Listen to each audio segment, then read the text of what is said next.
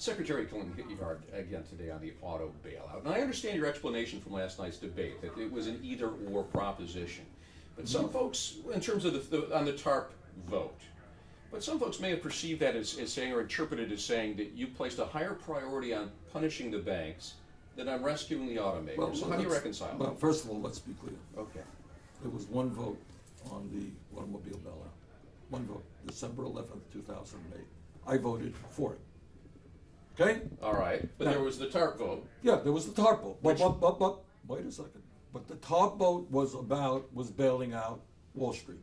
And if your question is that I think that the middle class of this country should bail out Wall Street for their illegal and reckless behavior, I did not, and I voted against that. Now, if your point is somewhere down the line that some of that money end up going to the automobile industry, that's correct. But on the key vote of whether or not we bail out the automobile industry, I voted, of course, to bail them out. And my statements on that were crystal clear throughout. But some of the TARP money, and this was known at the time, was also going to help the credit arms of the automakers. GMAC, Ford Financial, Ford Credit. And you know, that's the lifeblood of auto sales in a lot of ways. So in some ways, isn't it still a vote against the auto industry? No, it is not a vote against the automobile industry. Look, this is what I believed then, and this is what I believe now. When you have the most powerful and wealthiest institution in this country, whose greed, illegal behavior destroyed our economy, what I said is, if they need a bailout, that's fine. And I brought forth an amendment that was voice voted and defeated that said, yeah, let the 1%, let the wealthiest people in this country have a surtax to bail them out. No, I did not believe that my constituents in Vermont or the working people of Michigan should have to bail out crooks on Wall Street who destroyed this economy. That is my view. Now, you can argue anything you want, but when it came to the bailout, the one vote that took place, I voted for it. Now, what Clinton is trying to do, let's be clear. Do you know why Detroit is the way it is today? Do you know why Flint, Michigan is the way it is today? To a significant degree. You're going to say NAFTA. I'm going to say disastrous trade policies. Sure. And I'm going to talk about trade policies that have enabled corporations to shut down in America, to move to Mexico, to move to China.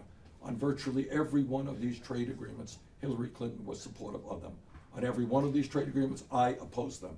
That is a major difference between fundamental difference between the two of you. How do you undo that as president in terms of NAFTA? How do you unravel that now that it's already there? How do you change it? Well, you can. You can establish new trade agreements that are fair trade agreements, that are fair to the workers of this country and to the people of Mexico and to the people of China. That means not unfettered free trade.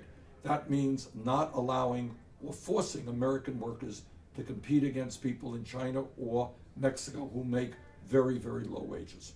But in some cases, one of the things we've seen, and there's some debate about NAFTA being evil or good. No, I know not in your mind, but the University of Pennsylvania has certainly published some studies suggesting that it could have been a wash. But one thing we do know from the auto industry is it has allowed us to bring in content from Mexico, a large part of which is American content, and has kept the industry competitive by taking advantage of some lower labor rates. That's an argument. I've heard all of the arguments. Okay. Ultimately, here's the evidence. The evidence, the best evidence that I know of, is that NAFTA has cost us some 800,000 jobs in this country, and a whole lot here in the Midwest. Permanent normal trade relations with China has cost us millions of jobs. Look, at the end of the day, since 2001, we have seen the loss of 60,000 factories in America. This is no great secret. In my state, we have lost a lot of manufacturing. In the Midwest, no one denies that. One of the key reasons, this is not deniable, is the companies have shut down here to go to Mexico, to go to China. This is not really debatable. This is a fact. Now, some right-wing think tanks may come up with other ideas, but that is the reality. In terms, this may indulge me one political question, not issue-based, and that is, you seem to have a campaign and a message that would resonate very, very well in this state. And yet there's this separation in the polls. Why do you think that is? And why do you think it's a higher hill to climb here? Well, for a start, we started at 3% in the polls.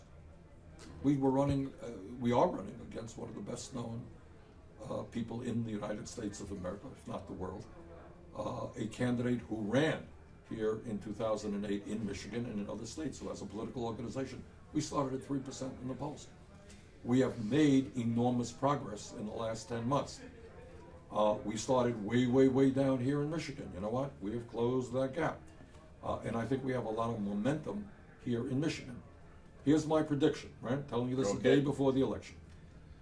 If at the end of tomorrow the voter turnout is low, we're going to lose. How's that? If the voter turnout is high, I think we've got a shot to win. Yesterday, in Maine, they had the highest voter turnout in their caucus in the history of Maine. You know what? We got 64% of the vote. Mm-hmm. In Kansas, highest voter turnout ever, we got over 70% of the vote. All right, and based on that prediction, judging from what you experienced this morning in Kalamazoo and what you're looking at now out here in Dearborn, how do you think you're going to do tomorrow in terms of... Well, again, I don't know. I can't predict the turnout, but I will tell you if the turnout is high, we'll do well. If the turnout is low, we won't do well.